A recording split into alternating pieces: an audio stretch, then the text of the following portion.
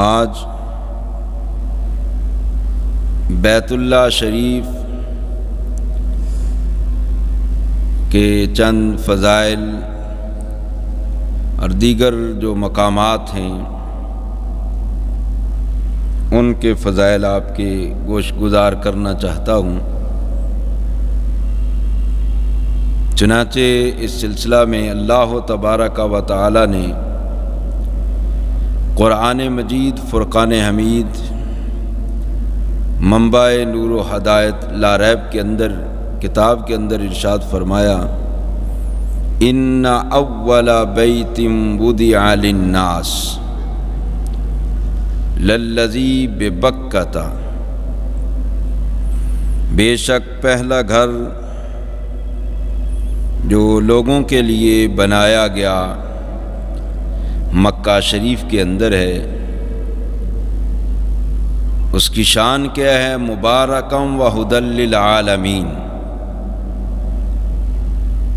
اللہ پاک نے وہاں پر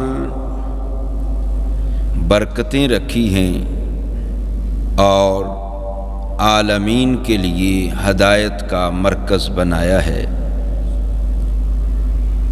فیہ آیات بینات، وہاں پر واضح نشانیاں ہیں۔ مقام ابراہیم مثال کے طور پر اللہ پاک نے ایک بیان فرمائی کہ جیسے مقام ابراہیم ہے،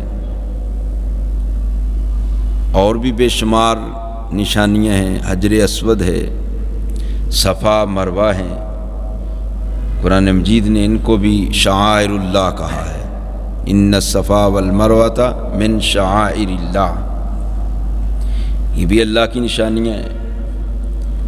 زمزم شریف ہے، ملتزم، رکن یمانی،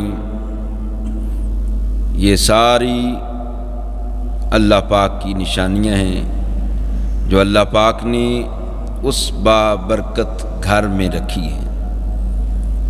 اور پھر اس کی یہ بھی شان ہے وَمَن دَخَلَهُ كَانَ آمِنًا، جو بندہ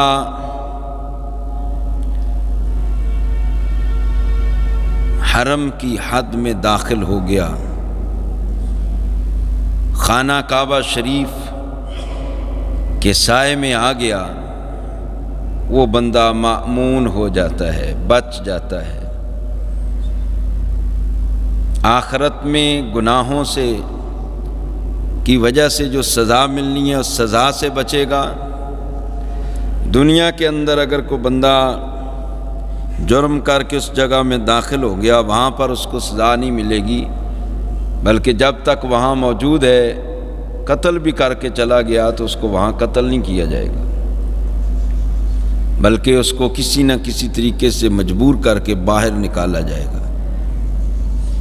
حضرت عبداللہ ابن عمر رضی اللہ تعالی عنہما سے روایت ہے، آپ فرماتے ہیں کہ اگر میرے ابا جان کا قاتل بھی وہاں پر چلا گیا نا، میں اس کو وہاں نہیں قتل کروں گا، بلکہ وہاں سے جب نکلے گا تو پھر بدلہ لوں گا۔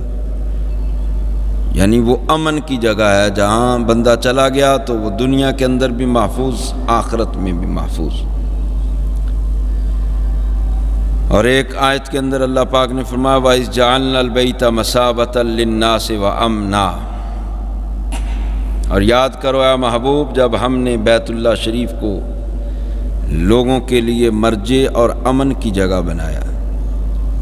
مرجع کہتے ہیں لوٹنے کی جگہ کو، یعنی دور دراز سے مسلمان پوری دنیا سے وہ خانہ کعبہ کی طرف رجوع کرتے ہیں۔ یا مثابہ پھر ثواب سے ہے کہ وہاں اللہ پاک نے ثواب بہت زیادہ رکھا ہے، تو لوگوں کے لیے اللہ پاک نے وہ ثواب کی جگہ بنائی ہے اور امن کی جگہ بنائی ہے۔ حضرت عبداللہ ابن عباس فرماتے ہیں کہ مرجع ہونے کا مطلب یہ ہے کہ لوگوں کا اس مقدس جگہ سے، ان زیارات سے جی نہیں بھرتا، اس لیے ہر بندے کی یہ تمنا اور آرزو ہوتی ہے، بے شک وہ ایک مرتبہ حج کر کے آ گیا، عمرہ کر کے آ گیا، اس کا دل کرتا ہے کہ میں بار بار اس مقدس جگہ میں جاؤں۔ اتنی بابرکت جگہ ہے، اللہ پاک نے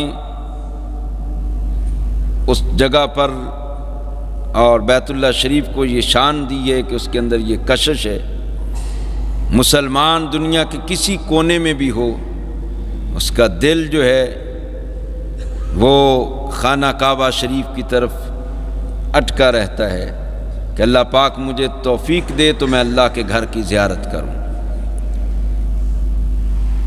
تو کائنات کے اندر، زمین کے اندر جو سب سے پہلی تعمیر ہے وہ بیت اللہ شریف کی ہی ہے۔ یہ بات تو قطعی ہے، یقینی ہے، قرآن کا فیصلہ ہے کہ حضرت ابراہیم علیہ السلام نے اور آپ کے صاحبزادے نے حضرت اسماعیل علیہ السلام، انہوں نے بیت اللہ شریف کی تعمیر کی۔ حضرت ابراہیم علیہ السلام کی عمر مبارک اس وقت تقریباً 100 سال تھی اور آپ کے صاحبزادے کی عمر تقریباً 30 سال تھی۔ تو یہ تو قرآن نے بیان کیا نا بات کو، وَإِذْ يَرْفَعُ إِبْرَاهِيمُ الْقَوَاعِدَ مِنَ الْبَيْتِ وَإِسْمَاعِيلُ، وہاں پر حضرت ابراہیم، حضرت اسماعیل علیہم السلام، ان دونوں شخصیات کی جو تعمیر کا ذکر ہے وہ تو قرآن نے کیا، یہ قطعی بات ہے۔ باقی اس کے علاوہ بھی محدثین نے، مؤرخین نے اقوال کیے ہیں کہ ان کی تعمیر سے پہلے بھی بیت اللہ شریف کی تعمیر حضرت آدم علیہ السلام نے کی تھی، اور یہ بھی قول موجود ہے، مؤرخین نے یہ بات لکھی ہے کہ آدم علیہ السلام کی جو تعمیر تھی بیت اللہ شریف کی، اس سے 2000 سال قبل پہلے ملائکہ نے بیت اللہ شریف کو تعمیر کیا تھا۔ اور یہ بھی بات تاریخ کی کتابوں کے اندر آتی ہے، علماء نے یہ بات لکھی ہے کہ فرشتوں سے بھی پہلے جب زمین نہیں تھی تو اس جگہ پر پانی کا ایک، ہر جگہ ہر طرف پانی ہی پانی تھا، تو یہ اس جگہ پر ایک خاص قسم کا بلبلہ تھا۔ جب اللہ پاک نے زمین کو بنایا تو اسی جگہ سے ہی زمین کی جو تخلیق تھی یا پیدائش تھی وہ شروع فرمائی، اور اسی کو پھیلا کر ساری زمین کو بنایا، اور یہ زمین کا وسط ہے، سینٹر ہے جہاں پر بیت اللہ شریف ہے۔ تو ملائکہ کی تعمیر سے بھی پہلے اللہ پاک نے اپنی شان کن فیکون کے ذریعے بیت اللہ شریف کو بنایا۔ تو گویا سب سے پہلے تو اللہ پاک نے خود اس کو شان کن کے ذریعے بنایا، اور یہ بھی علماء نے لکھا ہے کہ یہ بالکل بیت المعمور کے نیچے ہے۔ اور بعض علماء یہ بھی لکھتے ہیں کہ جب آدم علیہ السلام نے بیت اللہ شریف کو تعمیر کیا تو وہ پوری تعمیر نہیں تھی، بلکہ ایک نشان تھا۔ تو اللہ پاک نے بیت المعمور کو ہی زمین پر بھیج دیا۔ اصل میں وہ بلڈنگ کا نام خانہ کعبہ نہیں، اس کے اندر جو انوار اور تجلیات ہیں وہ ہمارا قبلہ ہے، جو اللہ کی طرف سے ہیں۔ ویسے تو حضرت فاروق اعظم رضی اللہ تعالی عنہ، آپ نے تو حجر اسود بیت اللہ شریف سے بھی کہہ دیا کہ لگے تو پتھر ہی ہوئے، لیکن اصل جو حقیقت ہے بیت اللہ شریف کی وہ کچھ اور ہے، وہ اللہ کے انوار ہیں، اس کی تجلیات ہیں، اس کی رحمتیں، اس کی طرف سے جو برکتیں ہیں، وہ اس چیز کا نام ہے بیت اللہ شریف۔ تو بیت المعمور کو اللہ پاک نے اس جگہ پر نازل فرمایا۔ جب طوفان نوح آیا تو اس بیت المعمور کو اللہ پاک نے اوپر اٹھا لیا۔ پھر حضرت ابراہیم علیہ السلام نے بیت اللہ شریف کی تعمیر فرمائی تو اس پر چھت نہیں تھی، یہ بھی مورخین لکھتے ہیں، اس کی چھت نہیں تھی۔ حضرت آدم علیہ السلام نے جو تعمیر کی، جو نشاندہی کی، وہ مختلف پہاڑوں سے پتھر اکٹھے کیے گئے۔ حضرت ابراہیم علیہ السلام نے بھی جو تعمیر کی، مختلف پہاڑوں سے پتھروں کو اکٹھا کیا گیا، چھت نہیں تھی، اللہ پاک کی طرف سے رحمت کی انوار تجلیات کی بارش ہوتی ہے۔ بہرحال بیت اللہ شریف کی تعمیر کے حوالے سے بے شمار اقوال ملتے ہیں، اور بے شمار مرتبہ بیت اللہ شریف کی تعمیر کا کام ہوا ہے۔ یعنی پہلی مرتبہ تو خود اللہ پاک نے شان کن کے ذریعے بیت اللہ شریف کو ظاہر کیا، پھر فرشتوں نے اس کی تعمیر کی، پھر جناب آدم علیہ السلام نے، پھر جناب ابراہیم علیہ السلام نے، تو ان کے بعد ابراہیم علیہ السلام کی تعمیر کے بعد بھی حضرت نوح علیہ السلام کی نسل سے ایک قبیلہ عمالقہ ہے، ایک قبیلہ جرہم ہے، یہ یہاں پر آباد تھے۔ جب حضرت اسماعیل علیہ السلام کی ایڑی سے زمزم شریف کا چشمہ جاری ہوا تو یہ قبیلہ وہاں پر آ کر آباد ہوا۔ تو کہتے ہیں کہ عمالقہ اور جرہم نے بھی، ان قبائل نے بھی بیت اللہ شریف کی تعمیر کی ہے جب حضرت ابراہیم علیہ السلام نے تعمیر فرمائی۔ ان کے بعد عرصہ دراز گزر گیا، یہ قبائل وہاں پر موجود تھے، تو ان دونوں قبیلوں نے بھی بیت اللہ شریف کی اثر نو تعمیر کی۔ پھر سرکار کی 5ویں پشت کے اندر آپ کے ایک دادا جان آتے ہیں جناب قصی، انہوں نے بھی بیت اللہ شریف کی تعمیر کی۔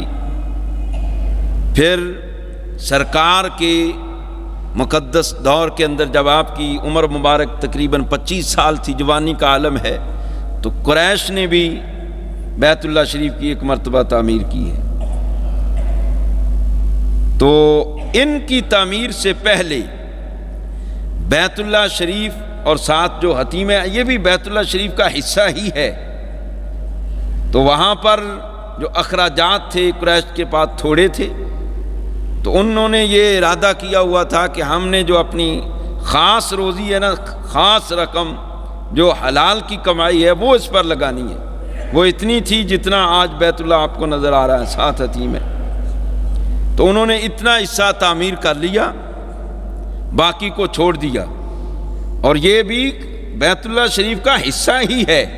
حضرت سیدہ عائشہ صدیقہ رضی اللہ تعالی عنہا نے ایک مرتبہ عرض کی، یا رسول اللہ صلی اللہ علیہ وسلم، میں بیت اللہ شریف کے اندر نماز پڑھنا چاہتی ہوں۔ تو سرکار نے فرمایا، جب بیت اللہ شریف کے اندر نماز پڑھنے کا دل کرے نا تو حتیم میں پڑھ لیا کرو۔ حتیم میں نماز پڑھنا بیت اللہ شریف کے اندر نماز پڑھنا ہی ہے۔ فرمایا یہ تو تمہاری قوم، یعنی آپ بھی قریشی تھی، تو انہوں نے اس کو باہر نکال دیا تھا، وگرنہ یہ حصہ بھی بیت اللہ شریف کا ہی ہے۔ اب جتنا ثواب بیت اللہ شریف کے اندر نماز پڑھنے کا ہے نا، اتنا ہی ثواب حتیم جو ہے وہ ساتھ آپ نے دیکھا ہوگا بیت اللہ شریف کے ساتھ اس طرح بڑی سی دیوار ہے، تقریباً 5 فٹ ہے، وہ اس کو حتیم کہتے ہیں، جس طرح مزاب رحمت لگا ہوا ہے، یعنی خانہ کعبہ شریف کا جو پرنالہ ہے نا، اس کے نیچے جو جگہ ہے دیوار والی جو آپ کو نظر آ رہی ہے، اس کو حتیم کہتے ہیں۔ تو یہ بھی بیت اللہ شریف کا حصہ ہی ہے۔ تو سرکار نے فرمایا اگر دل کرے بیت اللہ شریف کے اندر نماز پڑھنے کا تو حتیم میں پڑھ لیا کرو، یہ بھی بیت اللہ کا حصہ ہی ہے۔ تو سرکار نے فرمایا تمہاری قوم نے اس کو باہر نکالا تھا کیونکہ آپ قریشیہ تھی۔ تو گرامی قدر حضرات، یہ سرکار کے یہ اس آپ نے مشہور یہ واقعہ اسکولوں کی کتابوں میں بھی ملتا ہے، جب قریش نے اس کی تعمیر کی تھی نا تو حجر اسود کا مسئلہ آ گیا تھا۔ ہر قبیلہ کہتا تھا کہ یہ شرف ہمیں حاصل ہو، تو نوبت یہاں تک پہنچ چکی تھی، قریب تھا کہ عرب کے قبائل آپس میں لڑ پڑتے، لیکن سرکار کو اللہ پاک نے جو فراست عطا فرمائی تھی، آپ نے اس فراست کے ذریعے وہ فیصلہ فرمایا لڑنا نہیں ہے، یہ آپ نے اپنی چادر بچھائی، فرمایا اس پر، اور سرکار نے خود حجر اسود اٹھا کر اس پر رکھا، فرمایا جتنے قبیلے ہیں وہ سارے آ کر چادر کے کونوں کو پکڑ لو، ہر قبیلے کا ایک ایک بندہ آ جائے۔ تو سرکار نے ایک یہ جوانی کے عالم میں بہت بڑی لڑائی سے، دنگا فساد سے لوگوں کو بچایا، اور فرمایا تم اٹھاؤ، اس طرح تم سارے ہی اس شرف سے فیض یاب ہو جاؤ گے۔ صاحب نے اٹھایا، اور یہ بھی تاریخ کے اندر آتا ہے سرکار نے خود اپنے ہاتھوں سے حجر اسود کو اٹھا کر اس جگہ پر نصب کیا جہاں پر آج آپ کو نظر آ رہا ہے۔ سرکار نے وہ قضیہ، وہ معاملہ سارا کا سارا خود اپنی فراست سے ختم فرما دیا، اور صلح و صفائی کے ساتھ وہ معاملہ حل ہو گیا۔ یہ سرکار کے دور کے اندر بھی بیت اللہ شریف کی تعمیر ہوئی، اور سرکار نے ساتھ یہ فرمایا تھا کہ میرا دل کرتا ہے کہ تعمیر جو ہے نا، وہ جو حضرت ابراہیم علیہ السلام نے خانہ کعبہ کی تھی اسی طرز کی ہو، یعنی حتیم کو داخل کیا جائے لیکن اخراجات کی وجہ سے داخل نہیں کیا گیا۔ تو صحابہ کرام نے تو یہ چونکہ بات سن رکھی تھی۔ 64 ہجری کے اندر جب یزید کے لشکر نے بیت اللہ شریف پر بھی حملہ کیا تھا، یہ 3 بڑے جرم ہیں یزید کے۔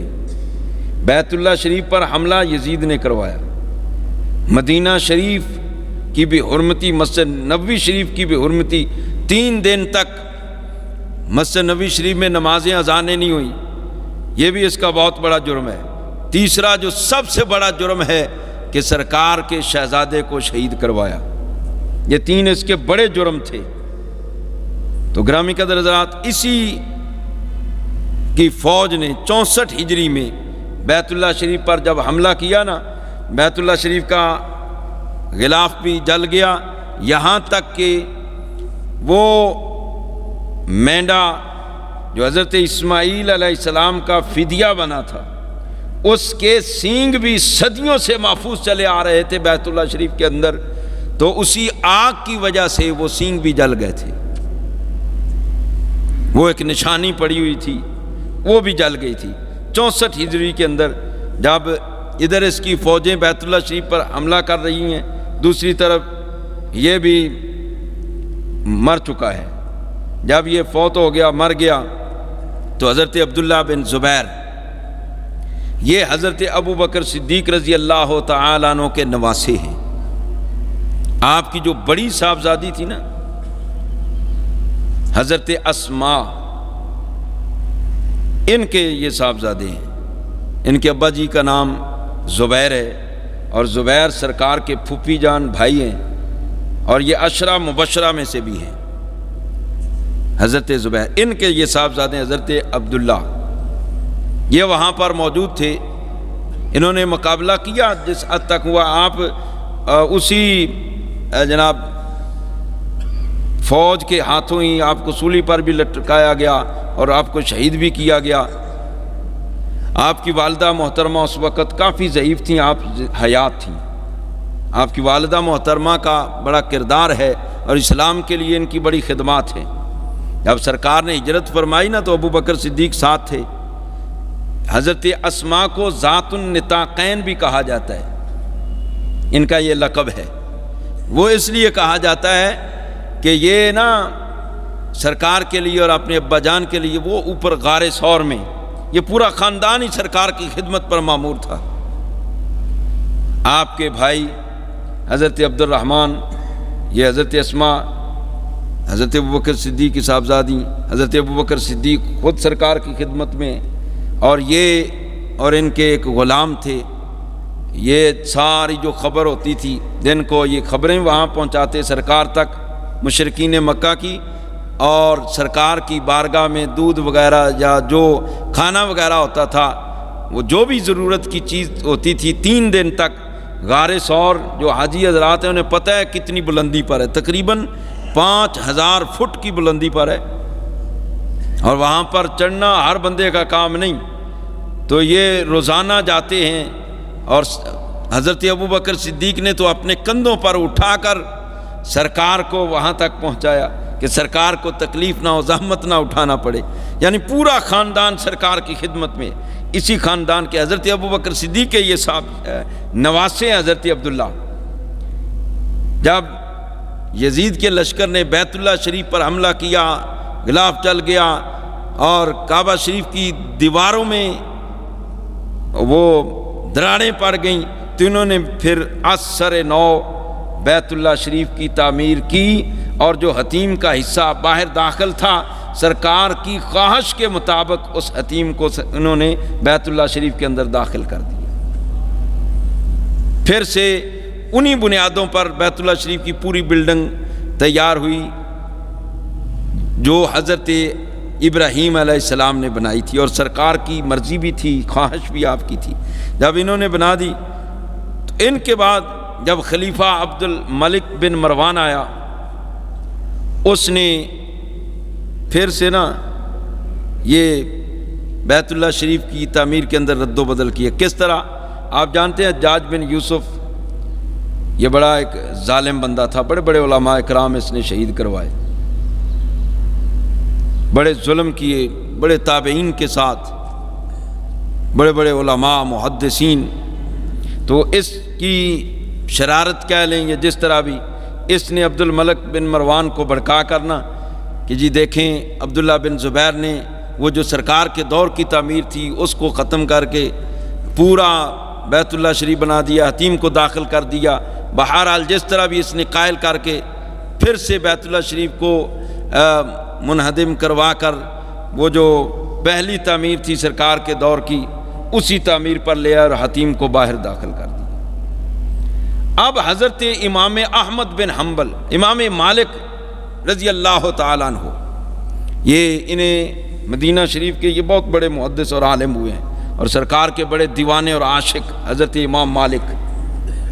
ایک فرضی حج کیا، 50 سال مدینہ شریف میں رہے، مدینہ شریف سے باہر نہیں گئے، کہیں ایسا نہ ہو کہ میری موت مدینہ شریف سے باہر آ جائے، میں تو مدینہ شریف میں مرنا چاہتا ہوں۔ ساری زندگی پاؤں میں جوتا نہیں ڈالا۔ مدینہ شریف کا احترام اتنا ہے، سواری پر سوار نہیں ہوئے، حالانکہ بڑے بڑے اچھے گھوڑے آپ کے پاس موجود تھے، لیکن سوار نہیں ہوئے کہ میں ان گلیوں کو اپنے گھوڑوں کے سموں سے رون ڈالوں جن گلیوں میں سرکار چلتے تھے۔ ساری عمر آپ گھوڑے پر سوار نہیں ہوئے، مدینہ شریف کی دودھ سے باہر نکل جائے قضائے حاجت کے لیے، اور حدیث کے امام ہیں، جب کبھی کوئی مسئلہ بندہ پوچھتا بتا دیتے، جب کوئی بندہ حدیث پوچھنے کے لیے آتا آپ فرماتے ٹھہرو، آپ اندر جاتے، غسل کرتے، نیا لباس پہنتے، اور پھر باقاعدہ طور پر جناب ممبر سجایا جاتا، ممبر پر بیٹھ کر آپ سرکار کی حدیث بیان فرماتے تھے۔ حدیث بیان کرتے ہوئے ایک مرتبہ آپ کو بچھو نے 17 مرتبہ ڈنگ مارا، رنگ متغیر ہوتا رہا، طبیعت پر، چہرے پر اثرات عجیب و غریب آتے رہے، حدیث پڑھاتے رہے۔ حدیث پڑھانے کے بعد آپ نے شاگردوں سے کہا میری پشت سے کپڑا اٹھاؤ۔ جب کپڑا اٹھایا گیا تو بچھو تھا وہ 17 ڈنگ مار چکا تھا۔ بچھو بندے کو ایک مرتبہ ڈنگ مار دینا تو بندہ پتہ نہیں کہ اس کی حالت کیا ہو جاتی، حالت غیر ہو جاتی ہے، لیکن 17 ڈنگ برداشت کیے۔ سرکار کی حدیث کا ادب اور احترام اتنا کہ بالکل اپنی جگہ سے ہلے نہیں، مسلسل حدیث پڑھاتے رہے۔ یہ حضرت امام مالک۔ جب عبد الملک بن مروان نے بیت اللہ شریف کی وہی تعمیر کی جو پہلے تھی، حجاج کے کہنے پر حضرت امام مالک پھر آپ سٹینڈ لے کے کھڑے ہو گئے، فرمایا یہ تو بادشاہوں کا کھیل بن جائے گا، آج یہ آیا ہے اس نے یتیم کو باہر نکال دیا، کل کوئی اور بادشاہ آئے گا وہ اپنی نمودہ نمائش کے لیے، اپنے نام کے لیے، پھر وہ اس کو داخل کرے گا، کل کوئی اور آئے گا پھر وہ نکال دے گا۔ انہوں نے فتویٰ دے دیا کہ اب جس حالت پر بیت اللہ شریف ہے اسی حالت پر رہنا چاہیے، اب اس کے اندر کوئی رد و بدل نہیں ہوگا۔ اب اس وقت سے لے کر حجاج بن یوسف کے دور سے لے کر آج تک جس حالت میں بیت اللہ شریف کی تعمیر ہوئی تھی اسی حالت میں، اثر نو تعمیر تو اس کے بعد علماء لکھتے ہوئی نہیں، لیکن وہ کہتے ہیں نا مرمتی کا کام جو ہے وہ وہاں سے لے کر آج تک ہو رہا ہے، لیکن اثر نو بیت اللہ شریف کی تعمیر اس دور سے لے کر آج تک نہیں ہوئی۔ ہاں کبھی کہیں کسی کام کی ضرورت پڑتی ہے تو وہ کام کر لیتے ہیں، جو تعمیر چلی آ رہی تھی وہی تعمیر موجود ہے۔ یعنی یہ تعمیر جو آج آپ کو نظر آ رہی ہے سرکار کے دور مبارک میں بھی یہی تھی۔ آپ کے بعد ایک مرتبہ حتیم کو داخل کیا گیا ہے، بیت اللہ شریف کے اندر، لیکن یہ حجاج بن یوسف کے دور میں اس کو پھر نکال دیا گیا تھا۔ جب نکال دیا گیا ہے تو جو صورت اس وقت تھی سرکار کے دور مبارک میں بھی یہی تھی، آج بھی وہی ہے۔ تو گرامی قدر حضرات، اس طرح علماء لکھتے ہیں کہ بیت اللہ شریف کی کم از کم 10 مرتبہ از سر نو تعمیر ہوئی ہے۔ اب بیت اللہ شریف خود اللہ پاک نے اس کو مبارکن کہا ہے اور ہدی للعالمین کہا ہے، یعنی یہ برکت والا گھر بھی ہے اور ہدایت کا مرکز بھی ہے۔ برکت کس طرح ہے؟ حضرت عبداللہ ابن عباس رضی اللہ تعالی عنہ آپ فرماتے ہیں کہ سرکار نے فرمایا اِنَّا للہ فی کل یوم و لیلۃ 20 و 100 رحمۃ۔ برکت اتنی ہے کہ اللہ پاک ہر دن اور ہر رات بیت اللہ شریف پر 120 رحمتوں کا نزول فرماتا ہے۔ بیت اللہ شریف پر 120 رحمتوں کا نزول ہوتا ہے۔ فرمایا 60 للطائفین، 60 رحمتیں تو صرف طواف کرنے والوں کے لیے ہے۔ کتنی؟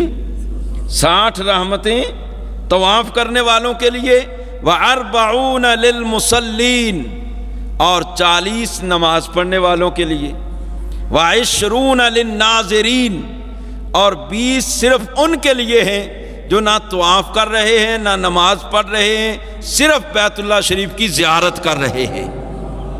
اس لیے علماء کہتے ہیں کہ وہاں پر نفلی نماز پڑھنے سے بہتر ہے کہ بندہ بیت اللہ شریف کا طواف کرے، یعنی وہاں پر نفلی نماز سے بیت اللہ شریف کا طواف کرنا یہ زیادہ بہتر ہے۔ اور پھر وہاں پر حجر اسود، یہ بھی اللہ کی نشانیوں میں سے نشانی۔